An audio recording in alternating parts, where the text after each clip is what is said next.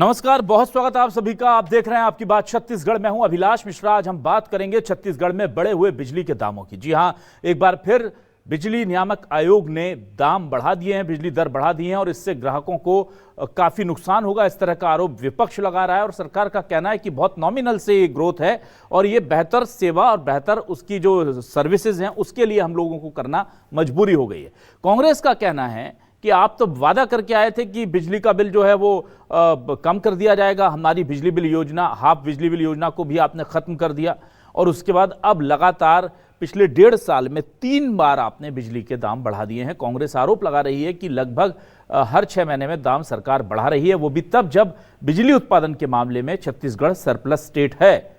ऐसे में क्या यह जनता के साथ बुरा नहीं हो रहा है?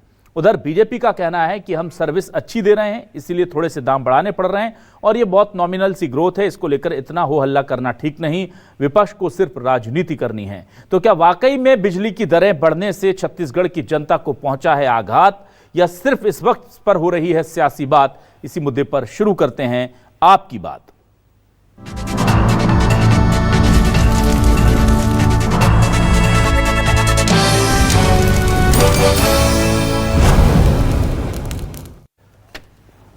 तो सबसे पहले देखते हैं कि आम जनता का क्या कहना है छत्तीसगढ़ में जो बिजली के दाम बढ़े हैं उसको लेकर। सुनिए।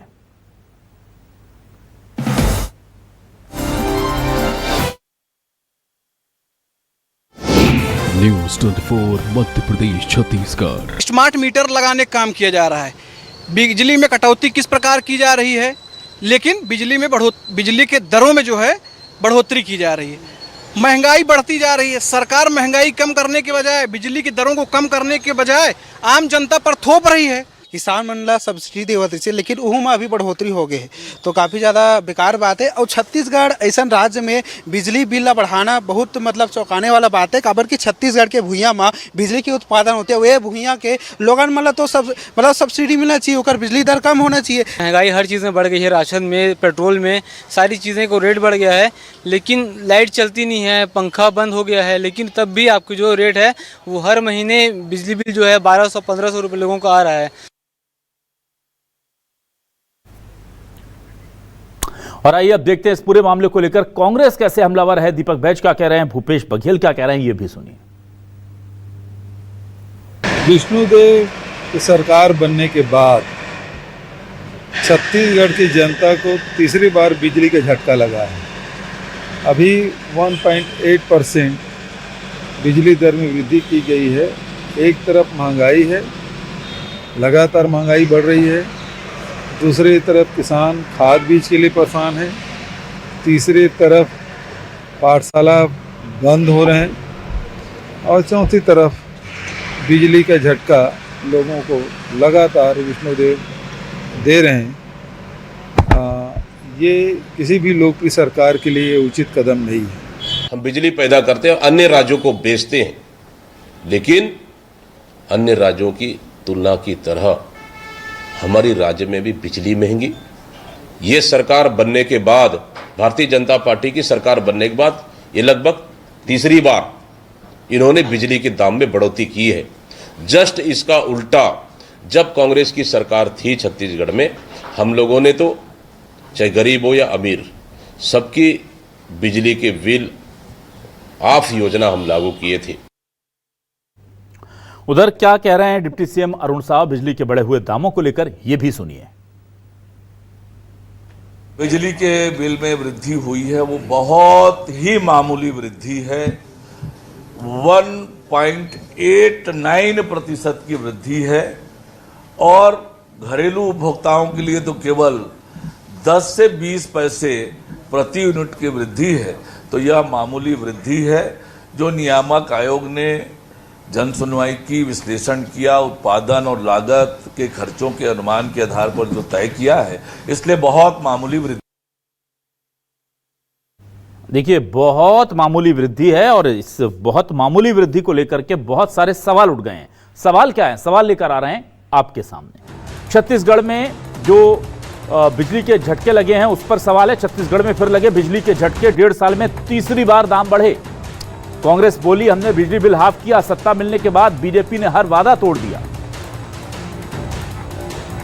बीजेपी बोली बिजली के दर में मामूली वृद्धि, कांग्रेस को अपने समय के रेट नहीं दिखती। छत्तीसगढ़ में 1.5 साल में तीसरी बार बिजली महंगी, जनता की परेशानी आखिर कब दिखेगी। मेरे साथ कुछ खास मेहमान जुड़ रहे हैं, सीधा रुख कर लेता हूं उनका। प्रवीण साहू जी कांग्रेस से वरिष्ठ नेता प्रवक्ता हमारे साथ जुड़ गए। हमारे साथ वरिष्ठ पत्रकार के तौर पर राम अवतार तिवारी जी जुड़ गए। दोनों का बहुत स्वागत करूंगा और सबसे पहले प्रवीण जी आपके पास आऊंगा। प्रवीण जी, ये 3 बार 1.5 साल में आपने बढ़ा दिए और बहुत मामूली करके अगर 3 बार जोड़ लूं तो वो ठीक ठाक वृद्धि हो गई, तो सर ये तो नहीं था। देखिए वहां बिजली का बिल हाफ हो रहा था और आप लोग बढ़ाए जा रहे हैं, और फिर जिस तरह से बहुत मामूली बोल रहे हैं अरुण साहू जी, ऐसा लग रहा है कि वो झटके के बाद हमारे उस जख्म पर और थोड़ा सा नमक डाल दे रहे हैं। देखिए, सबसे पहले भारत माता की जय कहूंगा, आप सभी को नमस्कार, प्रणाम। और ये देखिए, बहुत भारी मन से हमको ये मामूली बढ़त करनी पड़ी है। और देखिए, वास्तविकता में हम कहें तो लागत में लगातार वृद्धि हो रही है, और लागत में वृद्धि के अनुपात में निश्चित रूप से जो है सरकार ने जितना नियंत्रण हो सकता था वो नियंत्रण किया। और केवल हम बात करें तो लगभग 1.8% की वृद्धि की है। बाकी अगर दामों की हम बात करें तो कोयले के दाम में वृद्धि हो रही है, अन्य ट्रांसपोर्टेशन के दाम में वृद्धि हुई है। उस लगभग औसतन की बात करें तो 60 से 8% उसमें इंक्रीमेंट हुआ। फिर भी राज्य सरकार ने जनता पर अधिक बोझ न डालते हुए केवल और केवल 1.8% की वृद्धि की है। और ये भी हम भारी मन से कर रहे हैं। ये हमारी मजबूरी है, हमारी व्यवस्था है कि हमको ये मजबूरी में दाम बढ़ाने पड़ रहे हैं ताकि हम अच्छी सुविधाएं, अच्छी सेवाएं जनता को हम दे सके। और इसलिए कांग्रेस बार बार आरोप लगाती है कि हमने भाई योजनाओं को बंद कर दिया। मैं आपके सम्मानित चैनल के माध्यम से सामान्य जनता को दिखाना चाहूंगा, ये स्वयं मेरे नाम का बिल है, जहां पर अभी भी दिखा रहा है कि भाई आपको जो है रिबेट मिल रहा है, जो 50% रिबेट जो निश्चित रूप से लगातार मिल रहा है। तो लगातार सारे आरोप कांग्रेस के भ्रामक है और कहीं ना कहीं जनता को भ्रमित करने के हैं। हमारी सरकार प्रतिबद्ध है जनता को सेवा देने के लिए, और हम लगातार अच्छा काम कर रहे हैं। और इस गुणवत्ता को बनाए रखने के लिए व्यवस्था पूर्वक हमको ये दाम बढ़ाने पड़े। और ये निश्चित रूप से, लेकिन अगर आप देखेंगे तो आने वाले समय पर जिस प्रकार कांग्रेस के कार्यकाल में बिजली की कटौती होती थी, सारे कमियों को हम वर्तमान में काम करते हुए दूर कर रहे हैं। ठीक है, अब मैं आ जाता हूं राम अवतार तिवारी जी आपके पास। राम अवतार तिवारी जी, देखिए डबल इंजन की सरकार होगी तो बहुत अच्छा होगा, और ये जो भूपेश बघेल सरकार जितनी रियायत देती है उससे कहीं ना कहीं बेहतर स्थिति हम आपको लाकर देंगे छत्तीसगढ़ में। बीजेपी की जब सरकार बनेगी तो ये होगा, ये वादा किया गया था। पर बिजली के दाम लगातार बढ़ रहे हैं और उसके पीछे लागत जो है उसमें वृद्धि की बात कही जा रही है, पर उस रेशो में ना तो आम लोगों की कमाई बढ़ रही है, लागत बढ़ रही है, बात सही है, पर लागत बढ़ती हुई सरकार को केवल उस चीज में नजर आती है जिसमें उन्हें जनता से पैसे लेने हैं, जिसमें देने हैं वहां पर नहीं आती नजर। अब बताइए कि कितने कॉन्ट्रैक्ट दैनिक वेतन भोगी हैं, उनके उस रेशो में क्या पैसे बढ़ जाते हैं, या बिजली के दाम 1.5 साल में 3 बार बढ़ाना ठीक होगा? क्या कहेंगे आप?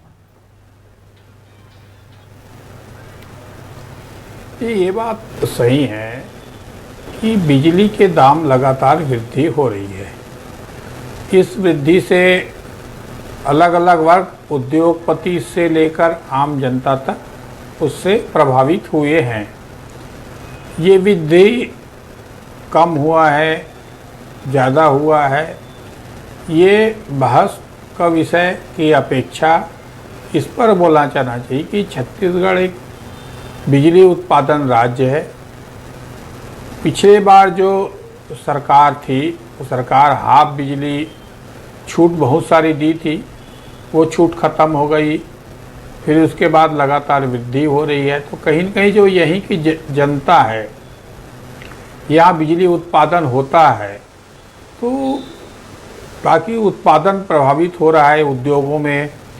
पिछले दिनों उद्योगपति भी आंदोलन की राह में चले गए थे, इसीलिए अब जो किसान है, किसान भी परेशान होगा, आम आदमी भी परेशान होगा। तो कहीं न कहीं जो खासकर हमको इसलिए लगता है कि हमारे यहाँ बिजली का उत्पादन होता है तो हम लोग को सस्ता मिले, क्योंकि हमारा बिजली पानी सब हमारा ले रहे हैं, हमारी बिजली को बाहर बेचेंगे और हमें को महंगा देंगे, ऐसा विसंगतिपूर्ण जो ना हो ठीक है जनता के साथ। यहाँ के सीधी सादी भोली जनता है, वो जनता को सम्मान करते हुए अगर बिजली की व्यवस्था की जाए तो ज़्यादा अच्छा होगा। हम पिछले 1 हफ्ते से देख रहे हैं प्रदेश के अलग अलग हिस्सों में, जिलों में बिजली कटौती को लेकर आंदोलन प्रदर्शन हो रहा है। कई जगह आंदोलन प्रदर्शन का रोड बदले हैं, रिंग रोडों में ये धरना प्रदर्शन चल रहा है, तो इससे ये भी लग रहा है कि बिजली की कटौती हो रही है, उससे किसान परेशान है, पहली बात। दूसरा, रेट बढ़ गया, दूसरी बात। तीसरी बात, जो बिजली उत्पादन में जो खर्चा बढ़ रहा है, अंदरूनी भ्रष्टाचार की जो शिकायत आ रही है, वो भी एक गंभीरतापूर्ण बात है। ठीक, उस पर भी चिंतन करना चाहिए। ठीक, विभाग को, बिजली विभाग को, ऊर्जा विभाग को, जो विभाग में भ्रष्टाचार की जो बातें अलग अलग तरीके से उठ रही है, चाहे वो कोयला को लेकर, चाहे खरीदी को लेकर, चाहे और दूसरी खरीदी को लेकर जो बातें उठ रही है, उन जी, सब जी, का ठीक है। समीक्षा करते हुए जनता को राहत पहुंचाने की दिशा में काम करें तो ज़्यादा अच्छा होगा। ठीक है प्रवीण जी, देखिए अब सरकार को खजाना भी भरना है ताकि विकास कर सके। मैं समझ सकता हूं कि जहां जरूरत होती है वहां पर थोड़े टैक्सेस बढ़ाने पड़ते हैं, क्योंकि टैक्सेस ही इनकम होती है गवर्नमेंट की। पर मुझे अभी थोड़ा 2 महीने पुरानी एक खबर याद आती है, उस पर भी मैंने डिबेट किया था और मैंने पूछा था कि भाई आपसे किसने मांग की थी। अब मैं सीधा सवाल करता हूं आपसे, मुझे बताइए कि एक शराबी पूरे प्रदेश में निकलकर नहीं आया कि शराब के दाम घटाओ। आपने 4 से 5% शराब के दाम घटा दिए बिना किसी की मांग के। और एक आदमी, एक उपभोक्ता हमें यह कहता हुआ नहीं मिला कि अच्छा किया बिजली के दाम बढ़ा दिए। तो भाई अगर आपको खजाना भरना है और खजाने की इतनी चिंता है तो बिना डिमांड के आप शराब के दाम क्यों घटा रहे हैं? वहां से जो रेवेन्यू मिलता है तो सार्वजनिक क्षेत्र, इधर का पैसा उधर लगाती है सरकार विकास कार्यों में। आप शराब के दाम घटाए जा रहे हैं, शराब को ज्यादा से ज्यादा बेचने की योजना बनाए जा रहे हैं, और बिजली के मामले में कहते हैं लागत। अब आपको पता है बिजली से लोगों के खेतों पर पानी जाता है, बिजली से इंडस्ट्रीज चलती हैं, बिजली से रोजगार पैदा होता है, बिजली से बच्चे पढ़ाई कर रहे हैं। तो इतनी इंपॉर्टेंट चीज को आप दाम बढ़ा देंगे और शराब को सस्ता कर देंगे और फिर कहेंगे कि हमारी मजबूरी है। बड़े दुखी मन से नहीं बनाया है ये। कुछ सोचिए आप समझ सकते हैं ना कि कैसी है कि भाई हम शराब के दाम कम कर रहे हैं और बिजली के दाम बढ़ा रहे हैं। देखिए पहली बात तो दोनों की तुलना करें तो विषय अलग अलग आदरणीय अभिलाष जी। देखिए शराब की दामों में कमी इसलिए की है क्योंकि हमारे जो सीमावर्ती राज्यों से कहीं ना कहीं शराब की तस्करी हो रही थी। तो उस तस्करी को रोकने के लिए और कहीं ना कहीं हम कहें तो अवैध शराब का जो निर्माण था और उसके सेवन के चलते लोगों के जान पर कहीं ना कहीं जोखिम था। तो उस जोखिम तो आप तस्करी रोकिए ना प्रवीण जी, तस्करी रोकिए ना कमी कहीं प्रवीण जी, तस्करी रोकिए ना। ये क्या तरीका है? तस्करी रोकिए आप। वो उसके लिए क्या कांग्रेस को बोलेंगे? इस पर देखिए अगर लगातार देखिए आप ही के समाचार चैनल में भी दिख रहा है कि लगातार सरकार काम कर रही है, बहुत सारे वाहन जब्त किए गए, बहुत सारे लोगों पर कठोर कार्रवाई भी की गई है, बुलडोजर की कार्रवाई भी की गई है। जहां पर शराब की बिक्री हो रही थी और जो शराब जो पकड़ा गया उस पर भी बुलडोजर की कार्रवाई की गई। तो निश्चित रूप से उस और भी काम हुआ है। लेकिन देखिए विभागों में कहीं ना कहीं अंतर है। वो आबकारी विभाग अपना काम कर रहा है और लगातार बिजली विभाग भी अपना काम कर रहा है। वर्तमान की हम बात करें तो देखिए किसी भी अगर बिजली विभाग की हम बात करें तो अगर लगभग 80 to 75% जो है VCA चार्जेस होता है, जो कहीं ना कहीं जो कोयले के दाम पर निर्भर होता है। तो लगातार जैसे कोयले के दाम या कहीं ना कहीं परिवहन के दाम में वृद्धि होती है तो ये कहीं ना कहीं मजबूरी हो जाता है हमको लागत में की पूर्ति करने के लिए निश्चित रूप से थोड़ा बहुत हमको दाम बढ़ाना पड़ता है। तो उसी व्यवस्था के चलते वर्तमान में केवल 1.8% की बिजली दामों में वृद्धि की गई है। और पूरे भारत में हम बात करें तो सबसे कम बिजली की दर इस प्रदेश में ही मिलती है। तो निश्चित रूप से सरकार कहीं ना कहीं लोगों के लिए काम कर रही है और ये कदम भी व्यवस्था पूर्वक हमको उठाना पड़ा है। रही बात देखिए बिजली कटौती की, तो कुछ क्षेत्रों में वर्तमान में मेंटेनेंस के चलते बिजली कटौती हो रही है। लगातार में अपने क्षेत्र की हम बात करें या ग्रामीण क्षेत्र की हम बात करें तो कहीं ना कहीं आप देखेंगे तो नए जो तारों के कहीं ना कहीं मेंटेनेंस के निर्माण के चलते वहां पर वर्तमान में कुछ समय के लिए हो सकता है। लेकिन सरकार की जो दूरदृष्टि के चलते हम चाह रहे हैं कि वर्तमान के साथ साथ भविष्य में ऐसा काम हो जिसके माध्यम से लोगों को लगातार बिजली की सप्लाई हो। इसलिए लगातार इस क्षेत्र में हम काम कर रहे हैं और निश्चित रूप से जिस प्रकार की लागत बढ़ी, मैंने पहले भी कहा था, उसके तुलना में बिजली के दामों में वृद्धि बहुत कम है। केवल 20% की 20 पैसे प्रति यूनिट की वृद्धि बाकी राज्यों की तुलना में काफी कम है। मैं आपको बता दूं प्रवीण जी कि मध्य प्रदेश में 6 रुपये 60 पैसे प्रति यूनिट बिजली है और छत्तीसगढ़ में उससे महंगी हो गई है। आप कह रहे हैं कि दूसरे पड़ोसी राज्यों में शराब सस्ती थी इसलिए हमने ये कर लिया। तो 100 यूनिट तक हम अगर जाते हैं इस तरह से, मध्य प्रदेश तो खैर बहुत अलग उसका स्टेटस हो जाता है। अगर हम उड़ीसा वगैरह से बात करें तो छत्तीसगढ़ तो पहले से सस्ता रहा ना प्रवीण जी, आप समझिए इस बात। देखिए छत्तीसगढ़, मेरी बात सुनिए, छत्तीसगढ़ पहले से कम बिजली की दरों वाला राज्य रहा। ऐसा नहीं कि आपने आकर के देश में सबसे कम दर कर दी। भूपेश बघेल के समय तो और दर कम थी। तो मैं यही जानना चाहता हूं कि ये जो रियायतें जनता को सीधे मिलना चाहिए, वो शराब पीने वालों को आप दे रहे हैं, जिसमें मेजॉरिटी कवर हो रही है उस क्षेत्र में बढ़ा रहे हैं। अब भाई अगर ज्यादा था तो सरकार उस पर एक शुल्क लगा देती, उस पर लिख देती उपकर, जो इसको सेस कहा जाता है, जो किसी दूसरे काम के लिए लिया जाता है। आप किसान सेस लगा देते हैं शराब पर। वो जो 5% की आपने रिलीफ दी, वो 5% की रिलीफ नहीं देते, बोलते कि हम 5% इसमें से जो भी आबकारी की कमाई है उसमें किसान सेस लगा रहे हैं और वो हम बिजली उपभोक्ताओं को, खेतीहर मजदूरों को, खेतीहर किसानों को दे देंगे। तो आपको वहां कम नहीं करना पड़ता और यहां का घाटा बच जाता, जनता को राहत मिल जाती। शराबियों ने तो कहा नहीं आपसे कि शराब के दाम कम कर दीजिए। तो ये छोटी सी चीजें आप लोग क्यों नहीं समझ पा रहे हैं सर? देखिए सरकार लगातार समझ रही है और लगातार जनता के हित में हम काम कर रही है। अगर हम बात करें, सरकार अगर कहीं ना कहीं दामों में अगर कमी नहीं करते शराब की, तो बहुत सारे लोग अवैध शराब के निर्माण में, कहीं ना कहीं उत्पादन में जाते हैं। और लगातार कहीं ना कहीं जिस प्रकार से कांग्रेस के कार्यकाल में उनके सेवन के चलते लगातार लोगों की जान गई, तो निश्चित रूप से ये सब चीजों को रोकने के लिए सरकार ने जो तस्करी वाले क्षेत्रों में कहीं लगातार काम किए, तो शराब के दामों में कमी की है। तो निश्चित रूप से यह भी जनता के हित में काम है, जिसको जनता को समझना पड़ेगा और जनता समझ भी रही है।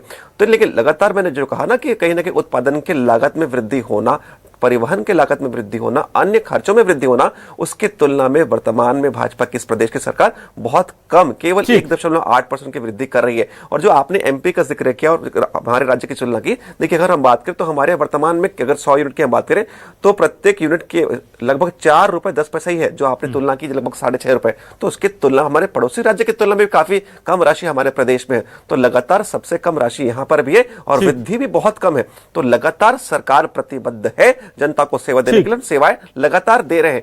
कांग्रेस के कार्यकाल में तो केवल बिजली की कटौती होती थी, जनता के हित में कोई काम होता ही नहीं था। और जो शराब के विषय पर आप कह रहे हैं, जो जनता जानती है कि कांग्रेस के कार्यकाल में सरकारी शराब की दुकान में 2 काउंटर होते थे, एक वैध काउंटर और एक अवैध काउंटर। तो ये सब सारे जो गलत चीजों को हमने बंद करके जनता के हित में बहुत महत्वपूर्ण निर्णय लिया है। अनिल सिंह चौहान जी मेरे साथ, कांग्रेस के वरिष्ठ नेता प्रवक्ता, उनका रुख कर लेता हूं। ठीक है सर, अनिल सिंह चौहान जी, देखिए हमने सवाल किया, आपकी भूमिका हमको निभानी पड़ी, आप थोड़ा सा देर से जुड़ पाए तकनीकी दिक्कत की वजह से। तो मैंने पूछ लिया कि भाई शराब के दाम घटा रहे हैं और बिजली के दाम बढ़ा रहे हैं, तो हमें जवाब यह मिला है कि आपके समय में जो शराब के जो ब्लैक मार्केटिंग होती थी या अवैध शराब बिकती थी उसकी, और नकली शराब बिकती थी, उसकी वजह से बहुत दिक्कतें थी, इसलिए मजबूरी में हमें कम करना पड़ा, क्योंकि पड़ोसी मुल्क राज्यों से बहुत ज्यादा शराब की तस्करी हो रही थी, वहां पर सस्ती शराब थी, तो इसलिए हमें कम करना पड़ा। आप क्या कहेंगे?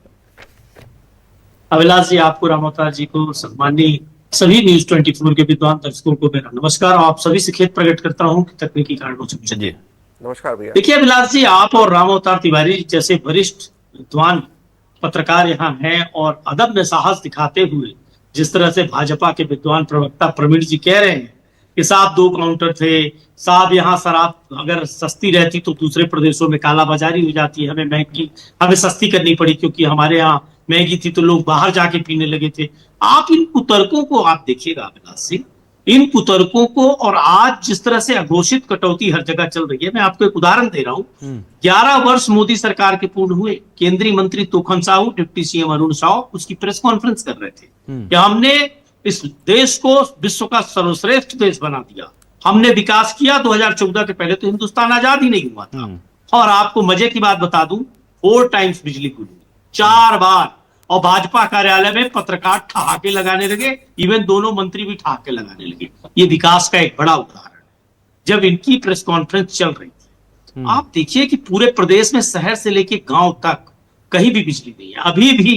बड़ा कारण है कि मैं आपके डिबेट में देरी से जुड़ा, उसका कारण बिजली ही है साहब। अब मैं बिलासपुर में बैठा हूं, आप पता कर लीजिए, कोई एरिया ऐसा नहीं है जहां आज सुबह से 50% टाइम्स बिजली नहीं हो। कभी बंद, कभी चालू, कभी बंद।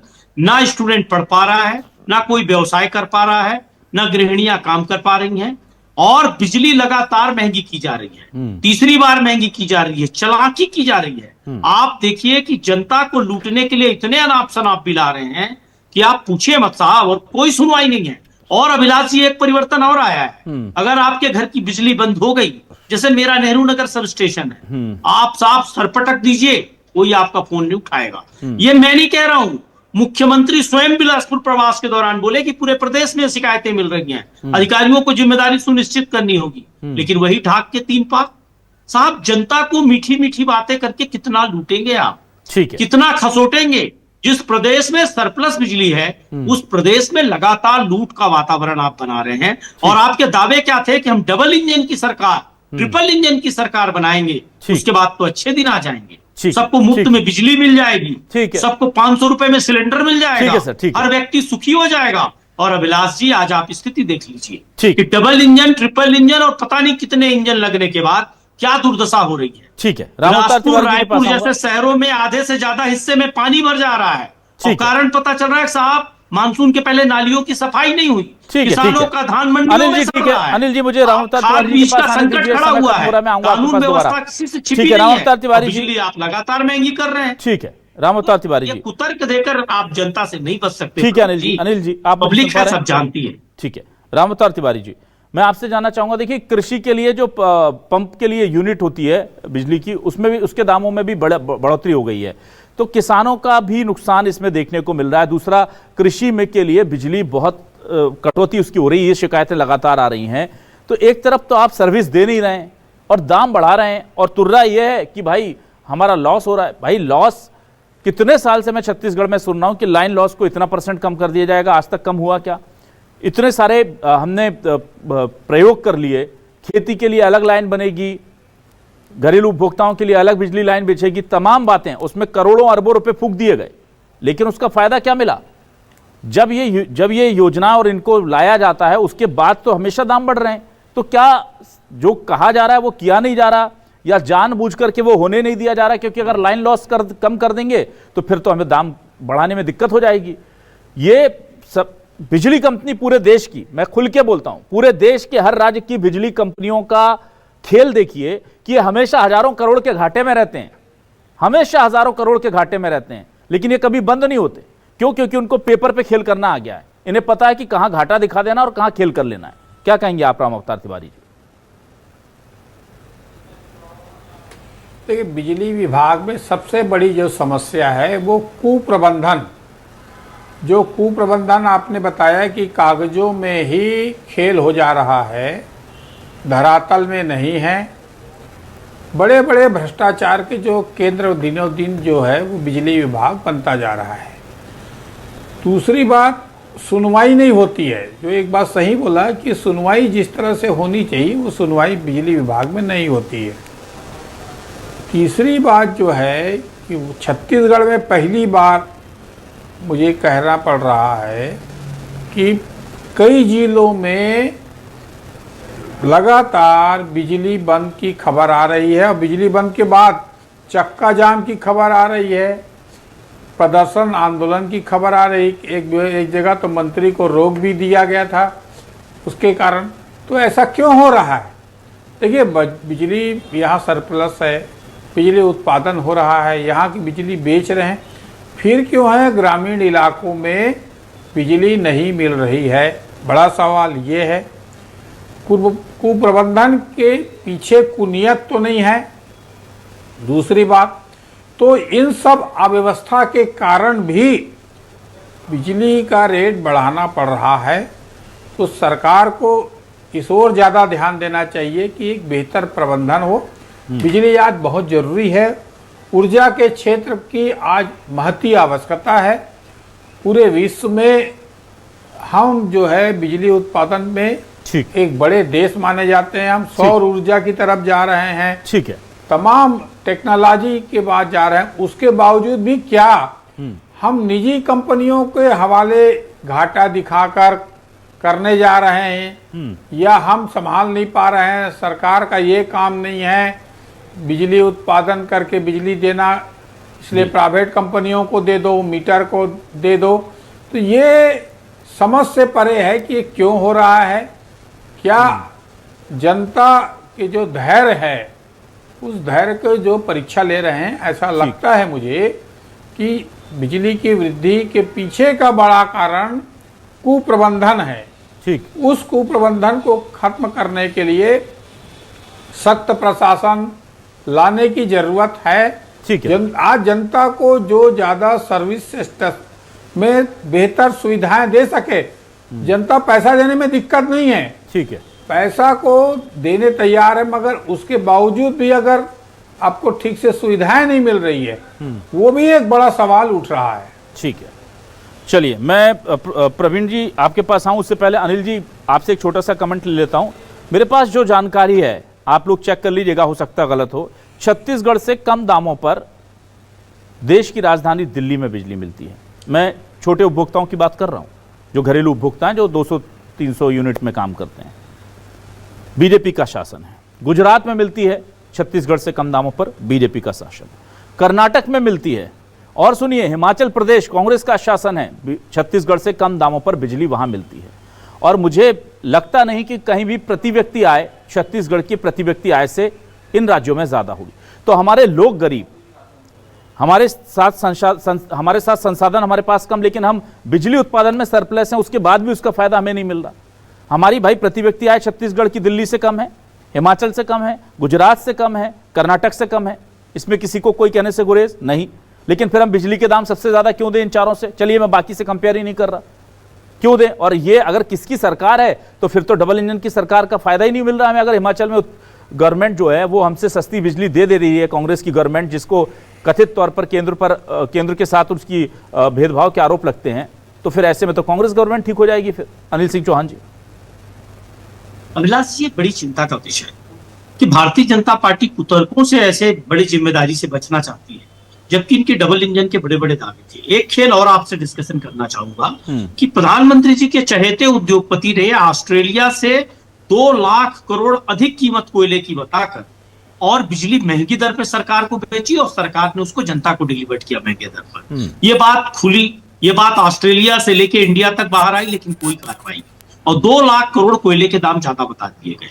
ये खेल छत्तीसगढ़ से लेके पूरे हिंदुस्तान में खेला जा रहा है, और स्पेशली वहां खेला जा रहा है जहां भाजपा शासित सरकारें हैं। जानबूझकर निजी पावर प्लांट्स अपनी उत्पादन ज्यादा महंगा बताते हैं और जनता को ज्यादा महंगी दर पर बिजली देते हैं। और निश्चित रूप से मैं आपसे सहमत हूं, जिस प्रदेश में सरप्लस बिजली है वहां ना तो बिजली मिल रही है और ना सस्ती बिजली मिल रही है। इससे बड़ा दुर्भाग्य क्या होगा? किस बात का सुशासन, किस बात के डबल इंजन के दावे? ये जनता को जिस तरह से ठगने और छलने का काम कर रहे हैं, और बिजली पर जब बहस होती तो शराब पर ले जाते हैं। आप बताइए, डबल काउंटर में अगर शराब बिक रही थी तो आज अप्रत्याशित रूप से राजस्व में वृद्धि क्यों नहीं हो गई? उतनी ही रेशियो में क्यों शराब की इनकम मिल रही है, सरकार को राजस्व मिल रहा है? नहीं, राजस्व तो ज्यादा हो गया था ना, दूसरे मुद्दे पर डाइवर्ट करने का राजस्व ज्यादा हो गया था तो दाम घटा दिया। बिजली की बात हो रही है तो बिजली की बात क्यों नहीं करते? अनिल जी, ये राजस्व ज्यादा हो गया था इसलिए दाम घटा दिए भाई। हम तो वही सवाल पूछा हमने कि 1 अप्रैल को आपने दारू के दाम घटाए और यहाँ पर जुलाई को आपने 1 जुलाई से शराब बिजली के दाम बढ़ा दिए। प्रवीण जी आपके पास आता हूँ। प्रवीण जी, मुझे आप बताइए, आप कह रहे थे कि बहुत सस्ती मिल रही है, हिमाचल में हम सस्ती बिजली देख रहे हैं, दिल्ली जैसी जगह जहाँ पर महंगी बिजली लोग अफोर्ड कर सकते हैं क्योंकि वहाँ का पर कैपिटा इनकम बहुत ज़्यादा है छत्तीसगढ़ के लोगों। सर कैसे फिर हम डबल इंजन की, आप बताइए, इतनी उम्मीदों से आपको केंद्र में सरकार बना दी छत्तीसगढ़ की जनता ने, राज्य में बना दी, पंचायतों में आपकी बना दी, नगर निगम नगर पालिकाएं आपको सौंप दिया, अब क्या करें? अमेरिका में बीजेपी की सरकार बनाए तब आप हमें राहत देंगे क्या? बताइए मुझे। देखिए, महत्वपूर्ण जानकारी की पहली बात तो धन्यवाद। और इस आपकी जानकारी के माध्यम से यह सिद्ध हो गया, जिस प्रकार अनिल जी जितने कांग्रेसी आरोप लगा रहे थे कि कई केंद्र की सरकार कांग्रेसी राज्यों के माध्यम से भेदभाव करती थी, तो निश्चित रूप से आरोप का पूर्णतः खंडन आपके माध्यम से हो गया। इसके लिए मैं आपके चैनल को साधुवाद प्रस्तुत करूंगा। देखिए, वर्तमान की हम बात करें तो देखिए, लगातार मैंने जो कहा ना कि भाई इनके कार्यकाल में क्या होता था, तो भाई सरप्लस स्टेट था हमारा छत्तीसगढ़ इनके कार्यकाल में, लेकिन वो डेफिसिट यानी कहीं ना कहीं कटौती वाला राज्य बन चुका था। वर्तमान में हमारे प्रदेश में कटौतियां हो रही है, मैं स्वीकार कर रहा हूँ। वो क्यों हो रही है? मेंटेनेंस के वक्त में सुनिएगा, सुन लीजिएगा। बोलने दीजिए, समय हो रहा है। अनिल जी प्लीज, समय नहीं, प्लीज अनिल जी समय नहीं, प्लीज बोलने दीजिए अनिल जी, प्रवीण जी को बोलने दीजिए प्लीज। अनिल जी उन्हें समाप्त करने दीजिए। अनिल जी प्लीज, ना प्रवीण जी को बोलने दीजिए। अनिल जी प्लीज, महंगा ही देते थे प्रवीण जी, प्रवीण जी को बोलिए। और जनता को बेवकूफ मत समझिए, पब्लिक है सब जानती है। समय आ गया कि जनता आपसे जवाब मांगे और इस तरह के कुतर्कों से काम नहीं चलेगा, क्योंकि जिसपे अपने कांग्रेस के कार्यकाल में झांक कर देखेंगे तो लगातार लगेगा जो प्रदेश सरप्लस स्टेट था वो भूपेश जी के राज्य में कहीं ना कहीं डेफिसिट, घोर डेफिसिट स्टेट था। कांग्रेस की सरकार में 24 आवर्स बिजली रहती थी प्रवीण जी, आपकी सरकार में टारगेट किया था कि लॉस को 13% पर लेकर आएंगे, इनके कार्यकाल में लॉस 25% चला गया, बिजली तो पहुंची नहीं। तो निश्चित रूप से वर्तमान में देखिए हम बहुत अच्छे और सुनियोजित तरीके से प्रवीण जी आप समझिए, प्रवीण जी देखिए आप बहुत सुलझे हुए प्रवक्ता हैं। प्रवीण जी मेरी बात सुनिए सर, ये जो मैं वही बात कह रहा था, आप मेरे उस दर्द को समझे नहीं। ये जो किताबों में अधिकारी अपने मंत्रियों को, अपने नेताओं को ये दिखा देते हैं और आप भी उस पर यकीन कर लेते हैं कि लॉस 25% था सर, इसीलिए हम वहां पर ये दिक्कत थी, और अब आपने लॉस घटा करके अगर 2% कर लिया या 0 भी कर दिया, उससे मेरी जनता को क्या मिला सर? छत्तीसगढ़ को 3 बार दाम बढ़ा दिए 1.5 साल में। अगर लॉस कम कर लिया आपने हमारे अधिकारी अच्छा काम कर रहे हैं 1.5 साल से आपके शासन में, तो उसका फायदा दो ना मेरी जनता को, कोई सवाल नहीं उठाएगा आप पर। सवाल यह है कि आपको जो पट्टी पढ़ा दी जाती है उन अधिकारियों के द्वारा, वही आप मान लेते हैं। उनसे सीधे पूछिए ना कि भाई 25% कांग्रेस के जमाने में लॉस था, वो दाम देते थे, ये तुमने हमसे हर 6 महीने में 3 बार क्यों बढ़वा लिए? फिर अगर तुमने लॉस कम कर लिया तो पूछिए ना उनसे सवाल। सर हम आपसे पूछेंगे क्योंकि हमने आपको जिताया, आपको सत्ता दी, आपको उनसे पूछना चाहिए क्योंकि आपने उन्हें कुर्सी दी है और जिम्मेदारी दी है। आप जब तक हमारे सवालों को वहां ट्रांसफर नहीं करेंगे तो पब्लिक को उनका जवाब नहीं मिल पाएगा सर। हमारे सवाल तो पब्लिक से जुड़े हैं ना। निश्चित रूप से जुड़े हैं। और देखिए आदरणीय अभिलाष जी, देखिए बिजली कंपनी की मांग तो थी कि कहीं ना कहीं यूनिट में लगभग और अधिक की वृद्धि हो, वो हर साल होती है। राज्य की सरकार ने वो हर साल होती जो है। कम से और कम बिजली कंपनियों का खेल बच्चे समझते हैं सर, बच्चे समझते हैं। क्या करते हैं वो? वही कह रहे हो अभिलाष जी, देखिए कि हम बिजली कंपनी के निश्चित रूप से उसके झांसे में ना आकर जनता के हित में जो कर सकते थे वो हमने किया, और केवल 1.8% की वृद्धि हमने करने की आपकी क्षमता भी कर भी नहीं पाए। कांग्रेस की किस करने की ना इच्छा शक्ति है और न करना। देखिए आपकी क्षमता तो जनता जानती है, आपके कार्यकाल में तो ना सरकार की हर सरकार की अपनी प्रायोरिटी होती है। आप कहते थे 50% बिजली बिल हाफ होगा, बिजली हाफ हो गया था आपके कार्यकाल में। ठीक है, चलिए ठीक है, ऐसे ही त्रस्त होती रहेगी जहां जहां आप सरकार। ठीक है भूपेश बघेल जी पूरी जनता को कहीं ना कहीं मूर्ख समझते थे और जनता ने उनको साफ कर दिया है सत्ता से। ठीक है, समय खत्म हो गया, माफी चाहूंगा बहुत। बिजली के झटके लगते रहते हैं, लगते रहेंगे, पर सवाल यही है कि सरकारें कब तक खामोशी से बैठकर देखती रहेंगी। बिजली कंपनियों का जो लेजर पर खेल चलता है वो कोई भी समझ सकता है, पर पता नहीं वो कौन सी भाषा में समझाते हैं कि हमारे जो जनप्रतिनिधि हैं वो उनकी हाँ में हाँ मिला लेते हैं। और ये केवल एक छत्तीसगढ़ में नहीं हो रहा है, मैं बता दूं, ये हर राज्य में हो रहा है। आप किसी भी राज्य की बिजली कंपनियों के लेजर बैलेंस उठाकर देख लीजिए, हमेशा हजारों करोड़ के घाटे में हैं और हमेशा विस्तार कर रहे हैं। हमेशा उनके जो प्रोजेक्ट्स हैं वो बड़े बड़े आ रहे हैं। वो पैसा कहां से आ रहा है? तो ये घाटा दिखाने का कुछ और होता है, करने का कुछ और होता है। जनता पर बोझ डाला जाता है, कभी स्मार्ट मीटर के नाम पर, कभी लाइन लॉस के नाम पर, कभी लागत बढ़ने के नाम पर, और हर बार जनता सह लेती है। सवाल यह है कि हर 6 महीने में अगर बिजली का दाम बढ़ेगा तो फिर डबल इंजन का फायदा हमें कैसे मिलेगा? बहुत शुक्रिया प्रवीण साहू जी, अनिल सिंह चौहान जी और राम अवतार तिवारी जी हमारे साथ जुड़ने के लिए, इस डिबेट का हिस्सा बनने के लिए। दर्शकों का भी शुक्रिया। नमस्कार।